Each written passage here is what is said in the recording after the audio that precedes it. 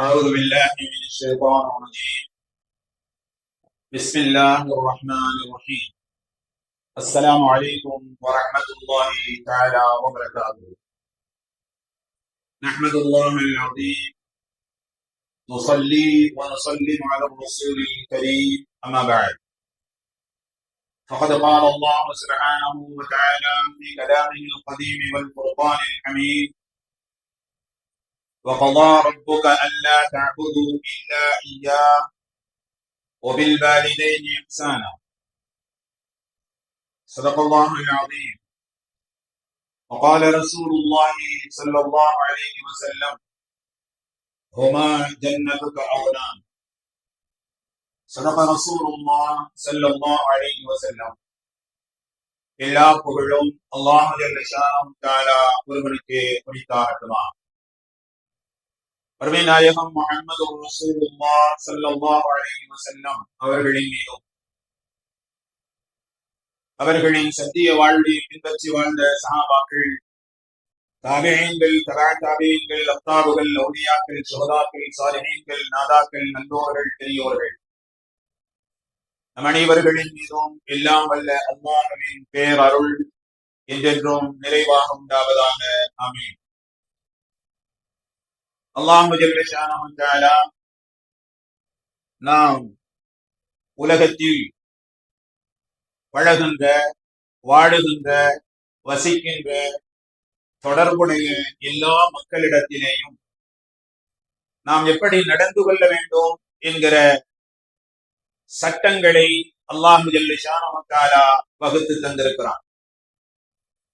மார்க்க நூல்களில் நாம் உலகத்திலே இருக்கக்கூடிய சக மனிதர்களோடு நடந்து கொள்ளக்கூடிய முறையை பற்றி ஹுகூகுல் இபாத், அடியாறுகளுக்கு செய்ய வேண்டிய கடமைகள் என்கிற பெயரில் நிறைந்திருக்கிறது. அடியாறுகளுக்கு செய்ய வேண்டிய கடமைகள் என்கிற இந்த பொது தலைப்பில் நம்முடைய மனைவி அடக்கம், நம்முடைய மகன் அடக்கம், நம்முடைய மகள் அடக்கம், நம்முடைய பெற்றோர்கள் அடக்கம், நம் குடும்பத்திலே இருக்கக்கூடிய பெரியவர்கள் அடக்கம், அண்டை வீட்டார் அடக்கம், சக சமுதாயத்தை சார்ந்தவர்கள் அடக்கம், இன்னும் உலகத்தில் உள்ள எல்லா மனிதர்களும் அடக்கம். இவர்கள் அனைவர்களுக்கும் நாம் செய்ய வேண்டிய, செலுத்த வேண்டிய கடமைகள் நமக்கு உண்டு. அவைகளை பெற்றுக் கொள்வதற்கான உரிமைகள் அவர்களுக்கு உண்டு. சக மனிதர்களுடைய தொடர்பு என்று பார்க்கிற பொழுது அதிலே மிக முக்கியமாக முதல் இடத்தில் இருக்கக்கூடிய உறவு என்பது பெற்றோர்களுடைய உறவு. அல்லாஹ் சுப்ஹானஹு தஆலா எங்கெல்லாம் இணை வைப்பதை பற்றி, தன்னை பற்றி அல்லாஹ் பேசுவானோ அங்கெல்லாம் வபில் வாலிதைனி இஹ்சானா, பெற்றோர்களை நீங்கள் பேணுங்கள் என்று அல்லாஹ் திருக்குர்ஆன் ஷரீஃபிலே வழி நடுகிலேயும் அல்லாஹ் சொல்லித் தருவான். ஒரு பக்கம் அல்லாஹ்விற்கு நாம் செய்ய வேண்டிய வழிபாடுகளுக்கு அடுத்து பெற்றோர்களை பேணுவதை குறித்து அல்லாஹ் பேசுகிறார். இன்னொரு பக்கம் குஃப்ருக்கு அடுத்து மிகப்பெரிய பாவம் என்று குர்ஆன் ஹதீஸிலே விவரிக்கப்பட்டு சொல்லப்பட்டிருக்கக்கூடிய விஷயம் பெற்றோர்களுடைய நிந்தனை. அவர்களுடைய சில சமயங்களிலே அவர்களிடத்தில் இருந்து ஏற்படக்கூடிய சில முனகல்கள், சில விசும்பல்கள், பிள்ளைகள் அவர்களை நடத்தக்கூடிய முறைகளை குறித்த கவலைகள், இவைகள் எல்லாம் பெற்றோர்கள் அவர்களுடைய விசும்பல், அவர்களுடைய கவலை பிள்ளைகளுக்கு மிகப்பெரிய பாதிப்பை ஏற்படுத்திவிடும். எனவேதான் அல்லாஹ் ஜல்ல ஷானஹு தஆலா பெற்றோர்களை நன்றி உணர்வோடு நடத்துவதை, பெற்றோர்களை பேணுவதை, அவர்களிடத்திலே அவமரியாதையோடு நடக்காமல் இருப்பதை, அவர்களை பரிவோடு பராமரிப்பதை அல்லாஹ் ஜல்ல ஷானஹு தஆலா வலியுறுத்துகிறார். பெற்றோரை இரக்கத்தோடு பரிவோடு பார்க்கக்கூடிய ஒரு பார்வையும் வணக்கம் என்ற அடிப்படையில் எப்படி காபத்துல்லாஹ்வை பார்ப்பது, குர்ஆன் ஷரீஃபை பார்ப்பது ஹஜ் உம்ராவினுடைய நன்மைகளை பெற்றுத் தருமோ, அதே போன்று அன்பொழுக தன்னுடைய பெற்றோர்களை இரக்கத்தோடு நன்றி உணர்வோடு அவர்களை பார்க்கக்கூடிய ஒரு பார்வைக்கு நபிலான ஹஜ் உம்ராவினுடைய நன்மையை அல்லாஹ் அழைக்கிறார். எனவேதான் அல்லாஹ் ஜல்ல ஷானஹு தஆலா பெற்றோர்களை பேணுவதை குறித்து அல்லாஹ் திருக்குர்ஆன் ஷரீஃபிலே வழிநெடுகிலேயும் அல்லாஹ் பேசுகிறார். அதிலே சென்ற வாரத்திலே நாம் தாயை பற்றி சொன்னோம்.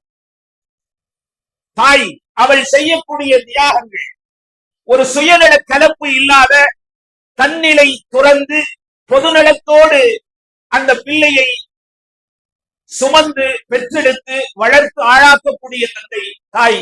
நபிகள் நாயகம் ஸல்லல்லாஹு அலைஹி வஸல்லம் அவர்கள் சொன்னார்கள், தாயினுடைய காலடியிலே உங்களுக்கான சுவனம் இருக்கிறது என்று சொன்னார்.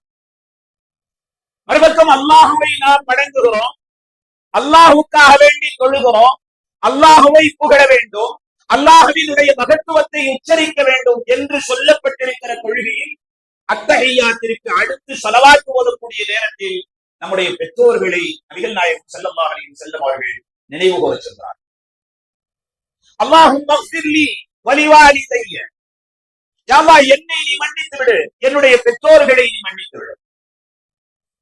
ஒரு தாய் அவள் ஒரு பெண்ணுக்குத்தான், ஒரு தாய்க்கு மட்டும்தான் அப்படிப்பட்ட தன்னுடைய பிள்ளையை கவனத்தோடு சுமந்து அதை கவனத்தோடு ஈண்டெடுத்து எறும்பு கடிக்காமல் அவள் பல்வேறு தியாகங்களை செய்து அந்த பிள்ளையை வளர்த்து உருவாக்குகிறாள் என்பதனால் தான் பெண்களுக்கு மாத்திரமே அந்த இரக்க குணம், தயாள குணம், அந்த குழந்தையை வளர்த்தெடுக்கக்கூடிய அந்த பக்குவம் ஒரு தாய்க்குத்தான் இருக்கும். அதிலேயும் குறிப்பாக பெண்களுக்கு இப்படிப்பட்ட பரிவு இரக்க குணம் அதிகமாக இருக்கும் என்பதனால் தான் இன்றைக்கு நாம் பார்க்கிறோம், மருத்துவமனைகளிலே செவிலியர்களாக பணியாற்றக்கூடியவர்கள் பெண்கள். குழந்தைகள் காப்பகத்திலே இருக்கக்கூடிய அந்த குழந்தைகளை பாதுகாப்பதற்காக, அந்த குழந்தையை வளர்ப்பு, அந்த குழந்தைகளை பக்குவத்தோடு பரிவோடு பார்த்துக் கொள்வதற்காக அங்கே இருப்பவர்கள் பெண்கள். முதியோர்கள் காப்பகத்திலே பெண்கள், மருத்துவமனைகளிலே பெண்கள், முதியோர்களை பராமரிப்பதிலே பெண்கள்.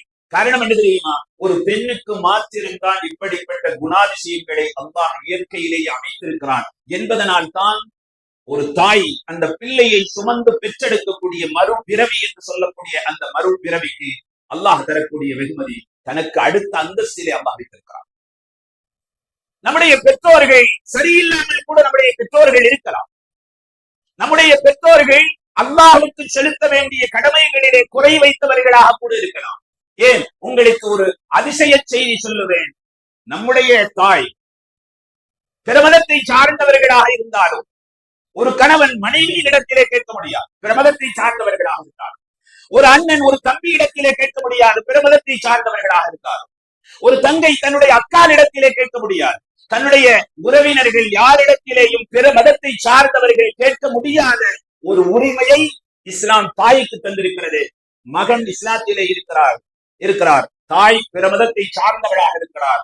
பிற மதத்தினுடைய அந்த கடவுள் வணக்கத்தை செலுத்துவதற்காக வேண்டி இஸ்லாம் அல்லாத ஒரு தாய் ஒரு இஸ்லாமியனை தன்னுடைய மகனை அழைக்கிறாள் என்று சொன்னால் அவன் எந்த உருவத்திலே இருந்தாலும் சரி, இஸ்லாமிய அடையாளங்களை தாங்கிய தாடி, தொப்பி, தலைப்பாகை, ஜுப்பாக்கள் இப்படிப்பட்ட அடையாளங்களோடு இருக்கக்கூடிய மகனுக்கும், இப்படிப்பட்ட புர்கா போன்ற அடையாளங்கள் இருக்கக்கூடிய மகளுக்கும், அவள் இஸ்லாமிய அடையாளங்களை தாங்கி இஸ்லாமிய மார்க்கத்தை சார்ந்தவளாக அவள் இருந்தாலும், அவன் இருந்தாலும், மகள் இருந்தாலும், மகள் இருந்தாலும், தாய் பிற மதத்தை சார்ந்தவளாக இருந்தாலும் தன்னுடைய மதத்தினுடைய வணக்கத்தை நிறைவேற்றுவதற்காக வேண்டி கோயில்களுக்கு செல்ல வேண்டும் என்று அந்த தாய் தன்னுடைய மகளிடத்திலே என்னை அங்கே அழைத்து செல் என்று சொன்னால் அந்த தாயை அழைத்து செல்வது அந்த மகளின் மீது கட்டாய. உலகத்திலே இருக்கக்கூடிய எல்லா மதங்களும் பெற்றோர்களை பேண வேண்டும் என்று சொல்லத்தான் செய்கிறது. மனிதாபிமானம் என்ற அடிப்படையில், நல்ல குணம் என்ற அடிப்படையில், பரிவோடு பாதுகாக்க வேண்டும் என்கிற அந்த அடிப்படையில் சொல்லப்படுகிறது. உலகத்திலேயே பெற்றோர்களை பேணுவதை வேறு எந்த மதங்களும் சொல்லாத அளவிற்கு இஸ்லாத்திலே மட்டும்தான் பெற்றோர்களை பேணுவதை சட்டமாக்கப்பட்டிருக்கிறது. வேறு எந்த மதத்திலேயும் சொல்லப்படும், வேறு எந்த மதத்திலேயும் பெற்றோர்களை பேண வேண்டும், அது ஒரு மனிதாபிமானம், ஒரு நல்ல குணம், அது நல்ல பிள்ளைக்கு அடையாளம் என்றெல்லாம் சொல்லப்பட்டிருக்கலாம். ஆனால் இஸ்லாமிய ஷரியத்திலே இங்கே அப்படி அல்ல. நல்ல குணம் என்பதை எல்லாம் தாண்டி, நல்ல மகன் என்பதை எல்லாம் தாண்டி, அது ஒரு நல்ல பண்பு, என் மனிதாபிமானம் என்பதை எல்லாம் தாண்டி இஸ்லாமிய மார்க்கத்திலே தான் பெற்றோர்களை பேணுவதை சட்டமாக்கப்பட்டிருக்கிறது. ஷரியத்திலே மட்டும். உலகத்திலே எத்தனையோ உறவுகள் உலகத்திலே இருக்கிறது. எல்லா உறவுகளும் ஏதோ ஒரு லாப நோக்கத்தை நோக்கமாக கொண்டு இருக்கலாம், உலகத்தினுடைய எல்லா உறவுகள். ஆனால் உலகத்திலேயே எந்த விதமான லாப நோக்கங்களும் இல்லாமல் அவன் வளர்ந்தால் நமக்கு அவன் உதவி செய்வான், நம்முடைய பெண் பிள்ளை படித்து அவள் வளர்ந்து வேலைக்கு சென்றால் அவள் நமக்கு காசுபணங்களை தந்து உதவியாக இருப்பாள் என்கிற எந்த உத்தரவாதமும் இல்லை. அதற்கு முன்னதாக கூட பெற்றோர்கள் இறந்துவிடலாம், அல்லது அந்த மகன் இறந்து போய்விடலாம். அவன் வளர்ந்து ஆளாகி சம்பாதித்து தருவான், தங்களை பார்த்துக் கொள்ளுவான் என்கிற எந்த உத்தரவாதமும் இல்லாத பொழுதும் கூட ஒரு தாயும் தந்தையும் அவர்கள் செய்யக்கூடிய தியாகங்கள் 100% சுயநல கலப்பு இல்லாத பொதுநலத்தை சார்ந்த தன்னலம் மீறிய அர்ப்பணிப்பு ஒரு பெற்றோர்களுடைய அர்ப்பணிப்பு. பிள்ளைகளை வளர்க்கலாம், எந்த விதமான உத்தரவாதமும் இல்லை. தாய் இறந்து போய்விடலாம், தந்தை இறந்து போய்விடலாம். எனவேதான் அல்லாஹ் ஜல்ல ஷானஹு தஆலா பெற்றோர்களை பேணுவதை தனக்கு அடுத்த அந்தஸ்திலே அல்லாஹ் வலியுறுத்தி சொல்வார். ஒரு சஹாபி வருகிறார், நான் உங்களோடு போருக்கு வருகிறேன், நீங்கள் எங்கெல்லாம் செல்கிறீர்களோ அங்கெல்லாம் நானும் வருகிறேன் என்று தான் இஸ்லாத்திற்காக வேண்டி அர்ப்பணிக்க விரும்புகிறேன் என்று வீர வசனம் பேசிக்கொண்ட ஒரு சஹாபி வருகிறார். நபி ஸல்லல்லாஹு அலைஹி வஸல்லம் அவர்கள் கேட்கிறார்கள், வீட்டிலே சொல்லிவிட்டு வந்தாயா, பெற்றோரிடத்திலே சொல்லிவிட்டு வந்தாயா என்று கேட்கிறார். ஆம் யா ரசூலுல்லாஹ், பெற்றோர்களிடத்திலே நான் சொல்லிவிட்டு வந்திருக்கிறேன் என்று சொன்ன உடனே நபி ஸல்லல்லாஹு அலைஹி வஸல்லம் அவர்கள் கேட்டார்கள், பெற்றோர்கள் என்ன சொன்னார்கள்? யா ரசூலுல்லாஹ், பெற்றோர்கள் போய் வரை சொன்னார்கள், ஆனால் நான் வரும் பொழுது அழுதார்கள். நபி ஸல்லல்லாஹு அலைஹி வஸல்லம் அவர்கள் அந்த வீர வசனம் பேசிக்கொண்டு அல்லாஹ்விற்கு தன்னை அர்ப்பணிப்பதற்காக வேண்டி உலகத்திலே இஸ்லாத்தினுடைய வளர்ச்சி கொஞ்சம் கொஞ்சமாக பெருகிக் கொண்டிருக்கக்கூடிய காலத்தில் இஸ்லாமிய அந்த வளர்ச்சிக்காக வேண்டி மனித சமுதாயத்தினுடைய தியாகங்கள் தேவை என்று, கட்டாயம் தேவை என்று இருக்கக்கூடிய சூழ்நிலை. வீரவசனம் பேசிக் கொண்டு வந்த அந்த சஹாபிக்கு நபி ஸல்லல்லாஹு அலைஹி வஸல்லம் அவர்கள் சொன்னார், பெற்றோர்கள் அழுதார்கள் என்று சொன்ன உடனே கருணையே உருவான காரூண்ய நபி ஸல்லல்லாஹு அலைஹி வஸல்லம் அவர்கள் உடனே சொன்னார்கள், இத்ஹப் அல்ஹிகுஹுமா கமா அபகைதஹுமா, இத்ஹப் அல்ஹிகுஹுமா கமா அபகைதஹுமா, போய் நான் போருக்கு செல்லவில்லை என்று அவர்களிடத்திலே சொல்லி அவர்கள் உன்னை அனுப்புகிற பொழுது எப்படி அழுதார்களோ அதே போன்று இந்த வார்த்தையை சொல்லி அவர்களை சிரிக்கவை என்று சொன்னார்கள். இஸ்லாத்திற்காக வேண்டி அர்ப்பணிப்பதை விட, ஜிஹாதை விட, இன்ன பிற அமல்களை விட நபி ஸல்லல்லாஹு அலைஹி வஸல்லம் அவர்கள் அந்த சஹாபிக்கு அழுது கொண்டிருந்த அந்த பெற்றோர்களை போய் சிரிக்க சொன்னார்கள். நபி ஸல்லல்லாஹு அலைஹி வஸல்லம் ஜமாத்தோடு கொள்ளுவது 27 மடங்கு நன்மைக்குரியது, முதல் சப்பிலே நின்று கொள்ளுவது மிகவும் சிறப்பிற்குரியது. ஆனாலும் அசைய முடியாமல் கிடக்கக்கூடிய ஒரு பெற்றோரை அப்படியே விட்டுவிட்டு தொழுகைக்காக வேண்டி, இமாம் ஜமாஅத்திற்காக வேண்டி முதல் சப்பிலே நிற்பதற்காக வேண்டி ஒரு மகன் வருவதை இஸ்லாம் அனுமதிக்கவில்லை. அசைய முடியாமல் படுத்த படுக்கையோடு படுத்திருக்கக்கூடிய அந்த பெற்றோரை பராமரிக்காமல் அப்படியே விட்டுவிட்டு தான் அல்லாஹ்வுக்கு மிகப்பெரிய நல்லடியார் என்கிற அடிப்படையில் அவன் ஜமாத்திற்கு வர வேண்டும், முதல் சப்பிலே தொழ வேண்டும் என்று விரைந்து வந்தால் அவன் முட்டாளாகி போய்விடும். இந்த இடத்திலே ஷரியத் சொல்கிறது, இந்த இடத்திலே ஃபிக்ஹ் சட்டம் என்ன தெரியுமா? அசைய முடியாமல் படுத்த படுக்கையிலே இருக்கக்கூடிய தன்னுடைய பெற்றோரை கவனிப்பதற்காக வேண்டி இமாம் ஜமாத்தை விட்டுவிட்டு வீட்டிலே கொள்ளலாம், முதல் சப்பிலே நின்று தொழுவதையும் கூட தவிர்த்துக் கொள்ளலாம் என்கிறது ஷரியத். இதுதான் பெற்றோர்களை பேண வேண்டிய முறையை பற்றி அல்லாஹும் அல்லாஹ்வினுடைய ரசூலும் நமக்கு சொல்லித் தந்திருக்கிறார்கள். உலகத்திலே நாம் பார்க்கிறோம், எந்த விதமான எதிர்பார்ப்புகளும் இல்லாமல் அவர்கள் செய்யக்கூடிய அந்த அர்ப்பணிப்பு, ஒரு பிள்ளையை வளர்த்து ஆளாக்குவதற்காக வேண்டி அவர்கள் செய்யக்கூடிய அந்த அர்ப்பணிப்பை உதாசீனம் செய்யக்கூடிய எந்த பிள்ளையும் உருப்படியாக இந்த உலகத்திலே வாழ்ந்ததாக சரித்திரம் இல்லை. மாத்திரமல்ல, பெற்றோர்களை பேணாதவனுக்கு நல்ல மரணம் என்பது ஏற்படாது. நான் சொல்லவில்லை, நபிகள் நாயகம் ஸல்லல்லாஹு அலைஹி வஸல்லம் அவர்கள் சொல்கிறார். அதிலே குறிப்பாக தாயினுடைய காலடியிலே சுவனம் இருக்கிறது என்று சொன்ன நபி ஸல்லல்லாஹு அலைஹி வஸல்லம் அவர்கள் இன்றைக்கு உலகத்திலே தாயை கூட ஒரு பங்கு சேர்த்துக் கொள்கிறார்கள். ஆனால் குறிப்பிட்ட வயதிற்கு பிறகு தந்தையாக இருப்பவர்களை கண்டும் காணாமல் விட்டு விடுகிறார். ஒரு குறிப்பிட்ட வயதிற்கு மீறி அவரை மதிப்பதில்லை, அவரை பொது இடத்திலே அடையாளப்படுத்துவதில்லை, அவருடைய உபதேசத்தை மகள் கேட்பதில்லை. அவர் தன்னுடைய உறவினர்களோடு அமர்ந்திருக்கையில் தன்னுடைய தந்தையை முன்னிலைப்படுத்துவதில்லை. அவர் அப்படித்தான், அவர் ஏதோ சொல்லிக் கொண்டிருப்பார், அதையெல்லாம் கண்டுகொள்ளாதீர்கள் என்று பொது சமூகத்தில் ஒரு தந்தையை உதாசீனப்படுத்தக்கூடிய, கேவலப்படுத்தக்கூடியவர்களுக்கு நபிகள் நாயகம் ஸல்லல்லாஹு அலைஹி வஸல்லம் அவர்கள் சொன்னார்கள், உனது தந்தையினுடைய பொருத்தத்திலே தான் அல்லாஹ்வின் பொருத்தம் இருக்கிறது என்று சொன்னார்கள். அவர் வளர்த்து ஆளாக்கக்கூடிய அந்த பருவத்தில் தன்னுடைய பிள்ளையை, பிஞ்சு குழந்தையை, பிஞ்சு கையை பிடித்து அவர் தெருக்களில் நடந்து சென்ற அந்த காட்சி, பள்ளிக்கூடங்களுக்கு அழைத்து சென்ற அந்த காட்சி, ஏன் பள்ளிவாசலுக்கு கூட அழைத்து சென்ற அந்த காட்சி அவர் செய்த தியாகம். ஆனால் ஒரு குறிப்பிட்ட வயதை தாண்டிய தன் தந்தையை 2 கால் அல்ல 3வது காலாக ஒரு குச்சியை ஊண்டி நடக்கக்கூடிய அந்த வயதை அடைந்து விட்ட தந்தையை ஒரு மகள் தன்னுடைய அத்தாவினுடைய கையை பிடித்து நடப்பதை கேவலமாக கருதுகிறான் என்று சொன்னால் அவன் அழிந்து போவதற்கு அது ஒன்றே சாட்சியாகும். நபிகள் நாயகம் ஸல்லல்லாஹு அலைஹி வஸல்லம் அவர்கள் ரத்தின சுருக்கமாக சொன்னார்கள். அபூ உமாமா என்று சொல்லக்கூடிய அந்த சஹாபி நபிகள் நாயகம் ஸல்லல்லாஹு அலைஹி வஸல்லம் அவர்களிடத்திலே வந்து, யா ரசூலுல்லாஹ், என்னுடைய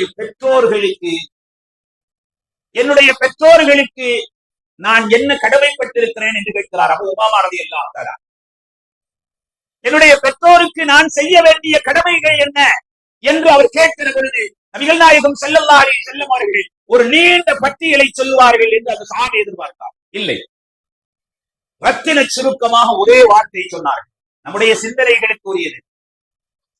சொன்னார்கள் நபிகள் நாயகம் ஸல்லல்லாஹு அலைஹி வஸல்லம் அவர்கள், ஹுமா ஜன்னத்துக அவுதான்.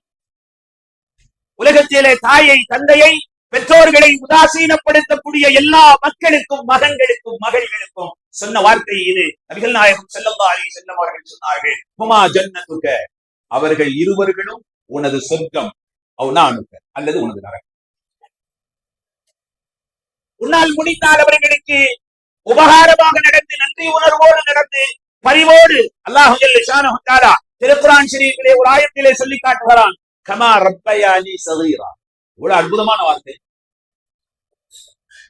பெற்றோர்களுக்கு துஆ செய்யும்படி சொல்லக்கூடிய அல்லாஹ் மகன்களுக்கு, பிள்ளைகளுக்கு இப்படி சொல்லி தருகிறான், ரப்பிர்ஹம்ஹுமா, யா அல்லாஹ், என்னுடைய பெற்றோர்கள் இருவரின் மீதும் நீ கிருபை செய்.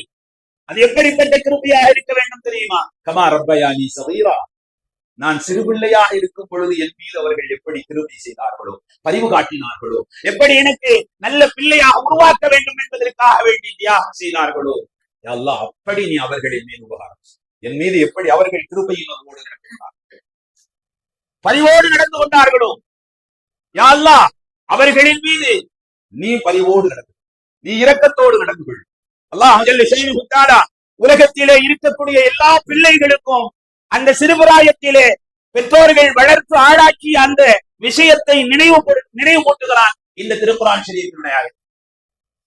சொன்னார்கள் அபூ உமாமா ரலியல்லாஹு தஆலா அவர்களுக்கு நபி ஸல்லல்லாஹு அலைஹி வஸல்லம் அவர்கள் சொன்னார்கள், ஹுமா ஜன்னத்துக அவுனான், உனது பெற்றோர்களின் மூலமாக அவர்களுக்கு உபகாரம் செய்து, அவர்களை பரிவோடு நடத்தி, அவர்களை நன்றி உணர்வோடு நடத்தி, அவர்கள் வயதாகிவிட்ட காலத்திலே அவர்களுக்கு போதுமான பணிவிடைகள் செய்து. அரபியில 2 வார்த்தை சொல்லுவார்கள், தாயை பொறுத்தவரை ஹிதுமத், தந்தையை பொறுத்தவரை கண்ணியம். தாயை பொறுத்தவரை பணிவிடை, கண்ணியமும் செய்துதான் ஆக வேண்டும் என்றாலும், தாயை பொறுத்தவரை அவள் தன்னுடைய பிள்ளைகளிடத்திலே பணிவிடையை எதிர்பார்ப்பார். ஆனால் தந்தையை பொறுத்தவரை கண்ணியத்தை எதிர்பார்ப்பார். அரபியில 2 வார்த்தை, தாய்க்காக வேண்டி ஒரு வார்த்தை, தகப்பனுக்காக வேண்டி ஒரு வார்த்தை. சொன்னார்கள் நபி ஸல்லல்லாஹு அலைஹி வஸல்லம் அவர்கள், நீ வேண்டுமானால் உன்னுடைய பெற்றோர்களுக்கு உபகாரம் செய்து, உன்னுடைய பெற்றோர்களுக்காக வேண்டி உன்னுடைய பணிவு எனும் இறக்கையை விரித்து அவர்களுக்கு பணிவிடை செய்தால் அதன் மூலமாக நீ சொர்க்கம் போயிடலாம். இல்லை, அவர்களுக்கு உபகாரம் செய்யவில்லை, அவர்களை உதாசீனப்படுத்தி விட்டாய் என்று சொன்னால் உன்னை நரகத்திலே தள்ளக்கூடிய ஆற்றல் அந்த பெற்றோர்களுக்கு சொன்னார்கள். அவர்கள் இருவர்களும் உனது சொர்க்கம் அல்லது நரகம், நீ நடப்பதை பொறுத்து. ஒரே வார்த்தையை சொல்லிவிட்டார்.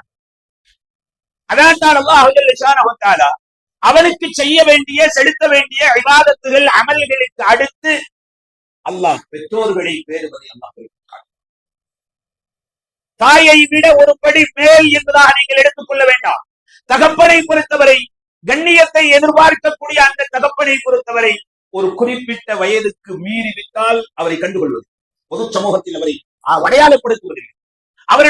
அவருடைய சிறப்புகளை அவர்களை முன்னிலைப்படுத்துவதை பிள்ளைகள் தவிர்க்கிறார்கள். சொல்லுகிறார்கள், அவர் அப்படிதான் ஏதாவது உளறிக்கிட்டே இருப்பார், கண்டுக்காது, அவரை கண்டுகொள்ளாதீர்கள்.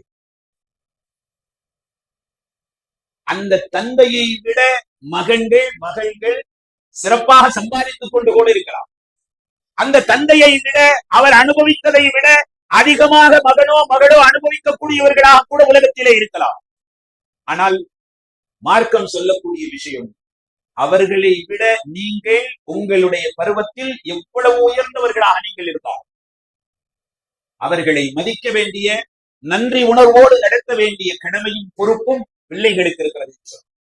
தாயை பொறுத்தவரை தாயினுடைய காலடியிலே சுவனம் என்று சொன்ன மார்க்கம், தந்தையை பொறுத்தவரை தந்தையினுடைய பொருத்தத்திலே தான் அல்லாஹ்வின் பொருத்தம் இருக்கிறது. தந்தை கண்டுகொள்ளப்படாமல் விடப்படுகிறான். ஒரு காலத்திலே பிள்ளையினுடைய பாக்கெட் மணிக்காக அவன் வெளியே செல்லுகிறான். அவன் செலவிற்கு என்ன செய்வான் என்பதற்காக வேண்டி பாக்கெட் மணி அதே தந்தை கொடுத்து அனுப்பிய காலம் இருந்தது. ஆனால் அந்த தந்தை இவன் வளர்ந்து ஆளாகிவிட்டதற்கு பிறகு, இவன் காசு பணங்களை சம்பாதிக்காத ஆரம்பித்ததற்கு பிறகு ஒரு தந்தை, ஒரு விஷயத்தை நான் உங்களுக்கு சொல்கிறேன், கண்டிப்பாக சிந்தனையிலே வைத்துக் கொள்ளுங்கள். ஒரு தந்தை இந்த உலகத்தில் மாத்திரம் நம்முடைய இன்சியல் அவர்கள், மறு உலகத்திலேயும் அவர்தான் நமக்கான இன்சியல்.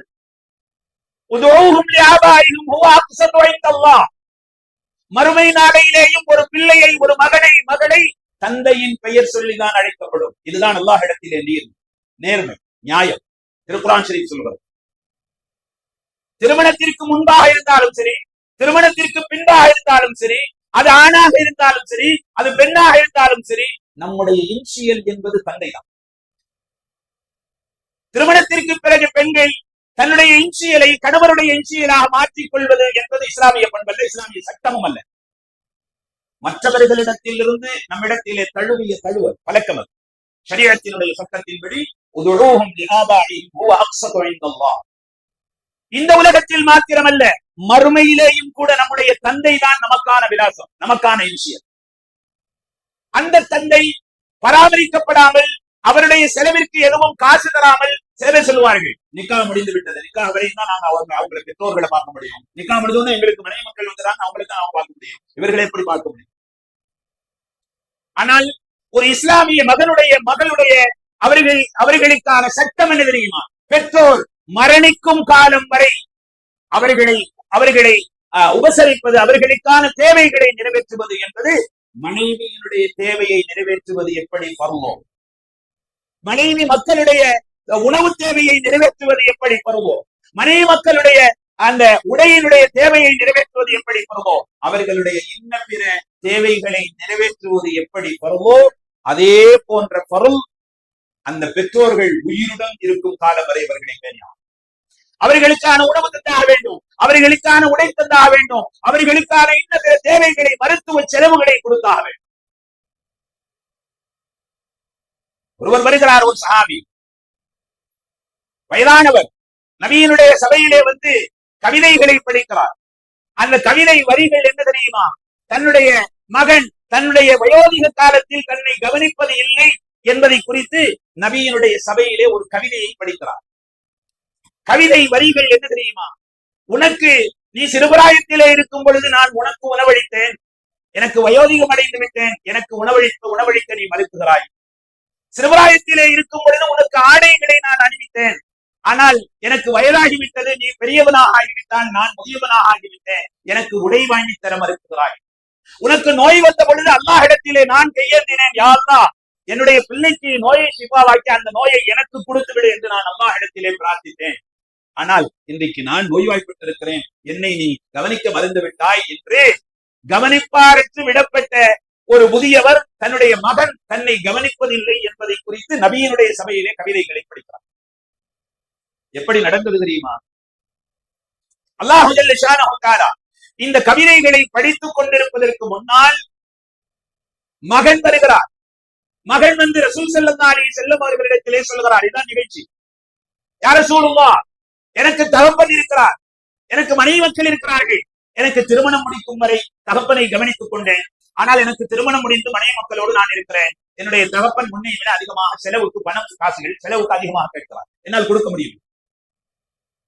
கொடுக்க முடியவில்லை என்பது மகனுடைய மனு, கோரிக்கை. நபி ஸல்லல்லாஹு அலைஹி வஸல்லம் அவர்களிடத்திலே கோரிக்கை வைக்கிறார் அந்த மகன். ரசூல் ஸல்லல்லாஹு அலைஹி வஸல்லம் அவர்கள் காசு பலங்கள் அதிகமாக கேட்கிறார் என்று சொல்லப்பட்ட அந்த முதியவரை அழைக்கிறார்கள். அந்த தந்தையை கூட்டுவாங்க, அத்தாக்காரரை கூட்டுவாங்க.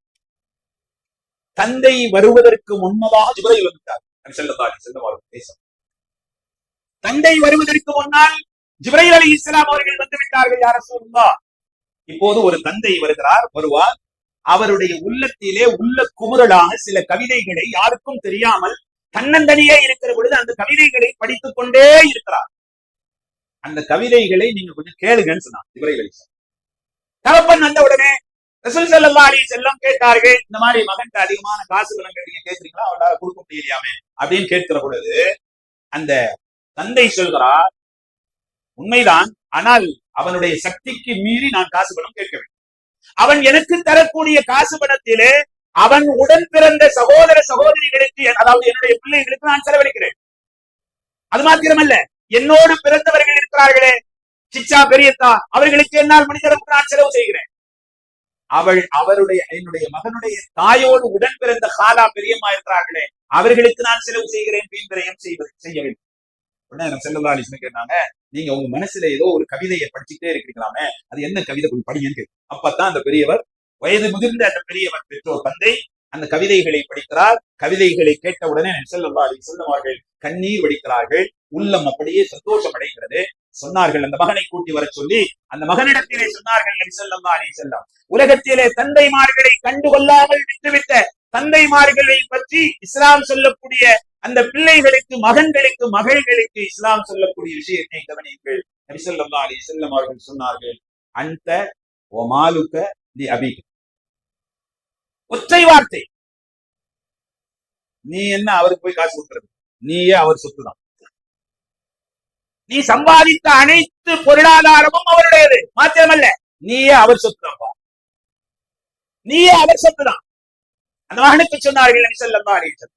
அவர் கூடுதலாக குறைவாக கேட்கிறார் என்பதை முன்னிட்டு இங்கே கோரிக்கை வைக்க வேண்டிய அவசியம் இல்லை. நபி ஸல்லல்லாஹு அலைஹி வஸல்லம் சொன்னார்கள், நீயும் உன் பொருள்களும் சொத்து செல்வமும் உன்னுடைய தகப்பனாருடைய, இது இல்லை. நபி ஸல்லல்லாஹு அலைஹி வஸல்லம். எனவே கண்டுகொள்ளாமல் விடப்படக்கூடிய தந்தைமார்கள் குறிப்பிட்ட வயதை தாண்டிய உடனே அவர்களை பிள்ளைகள் கண்டுகொள்வதில்லை. சில நேரங்களிலே தன்னுடைய மரணம் வருவதற்கு முன்னதாக கூட அந்த தந்தை தன்னை மாய்த்துக் கொள்ளக்கூடிய, தன்னுடைய உயிரை போக்கிக் கொள்ளக்கூடிய அந்த கவலையான நிலைக்கு, பரிதாபகரமான நிலைக்கு கண்டுகொள்ளாமல் விடப்படக்கூடிய தந்தைமார்கள் கவனத்தில் எடுக்கும். நபி ஸல்லல்லாஹு அலைஹி வஸல்லம் அதற்கு மறுபடியும் கத்தாப் ரலியல்லாஹு தஆலா மழை வரலைன்னா எல்லாத்தையும் கூப்பிட்டு மழைக்காக வேண்டி துஆ செய்ய சொல்லுவாங்க. அதற்கு மாதிரி ஃபாரூக் ரலியல்லாஹு தஆலா அவர்களுடைய ஆட்சிக்காரர், அவர் ரசூல் ஸல்லல்லாஹு அலைஹி வஸல்லம் அவர்கள் இருக்கிறவரை அவர்களை முன்னிலைப்படுத்தி மழைக்காக துஆ செய்யணும் அவர்கள் செய்வோம். அதற்கு முறை ஃபாரூக் ரலியல்லாஹு தஆலா அவர்களுடைய ஆட்சி காலத்திலே பஞ்சம் ஏற்பட்டது, மழை இல்லாமல் ஆகிவிட்டது. எல்லோரையும் ஒன்று சேர்த்துக் கொண்டு மழைக்காக வேண்டி எங்க துவா செய்யணும், ஒரு வனாந்தரத்தில் ஆடு மாடு வயதானவங்க குழந்தைங்க இப்படி எல்லாம் கூட்டிட்டு போய் ஒரு வெட்ட வெளியில நின்று துவா செய்யணும். அதற்கு முறை ஃபாரூக் ரலியல்லாஹு தஆலா பிறகு துவா செய்கிறார்கள். எப்படி தெரியுமா? யா அல்லாஹ், எங்களுடைய உயிரிலும் மேலான உன்னுடைய ஹபீப் ரசூல் ஸல்லல்லாஹு அலைஹி வஸல்லம் அவர்கள் இருக்கும் வரை எங்களுக்கு பஞ்சம் ஏற்பட்டால், மழை இல்லாமல் ஆகிவிட்டால், அவர்களை கொண்டு அவர்களை முன்னிலைப்படுத்தி நாங்கள் துவா செய்தோம், உடனே நீ மழை தந்து விடுவார். ஆனால் இப்பொழுது அவர்கள் இல்லை. அவர்களுடைய தகப்பனாரோடு உடன் பிறந்த ஒரு தகப்பனார் அப்பாஸ் ரலியல்லாஹு தஆலா அவர்கள் இருக்கிறார்கள். யா அல்லாஹ், ரசூல் ஸல்லல்லாஹு அலைஹி வஸல்லம் அவர்களுடைய தகப்பனாருடன் உடன் பிறந்த இன்னொரு தகப்பனார் ஹஜ்ரத் அப்பாஸ் ரலியல்லாஹு தஆலா அவர்களை சற்று நகர்த்தி நிற்க வைத்து அதற்கு ரலியல்லாஹு தஆலா சொன்னார்கள், யா அல்லாஹ், இவர்களது பொருட்டினால் மழை. ஹஜ்ரத் அப்பாஸ் ரலியல்லாஹு தஆலா அவர்கள் துஆ செய்து கொண்டே இருக்கிறார்கள். துஆ செய்து கொண்டே இருக்கிற பொழுது மழை கொட்டோ கொட்டென மழை பெய்கிறது. மழை தகப்பனாரை அல்ல, இங்கே நான் உங்களுடைய நினைவுக்கு சொல்லுவேன், தகப்பனாரை மாத்திரமல்ல, தகப்பனாரை அல்ல, தகப்பனார் உடன் பிறந்த இன்னொரு தகப்பனார் அப்பாஸ் ரலியல்லாஹு தஆலா அவர்களை முன்னிலைப்படுத்தி துஆ செய்கிறார், மழை பொழிகிறது சொன்னார். ரசூல் ஸல்லல்லாஹு அலைஹி வஸல்லம் அவர்களுடைய வார்த்தை நம்முடைய கவனத்திற்குரியது. பெற்றோர்களை பேணுவது ஹுமா ஜன்னத்துக அவுலான், அவர்கள் இருவர்களும் நம்முடைய சுவனம் அல்லது அவர்கள் இருவர்களும் நம்முடைய நரகம். நாம் நடந்து கொள்வதை பொறுத்து இருக்கிறது. எல்லாம் அல்லாஹ் சுப்ஹானஹு வ தஆலா அல்லாஹ்வை பேணக்கூடிய அதே நேரத்தில் பெற்றோர்களை பேணி அல்லாஹ்வினிடத்திலே பொருத்தத்தை பெற்றுக் கொண்ட நல்லடியார்கள் கூட்டத்தில் அல்லாஹ் தஆலா நம்மை அக்கறை செய்வானாக. வாஹுதாவான அல்ஹம்துலில்லாஹி ரப்பில் ஆலமீன். அஸ்ஸலாமு அலைக்கும் வரஹ்மத்துல்லாஹி தஆலா.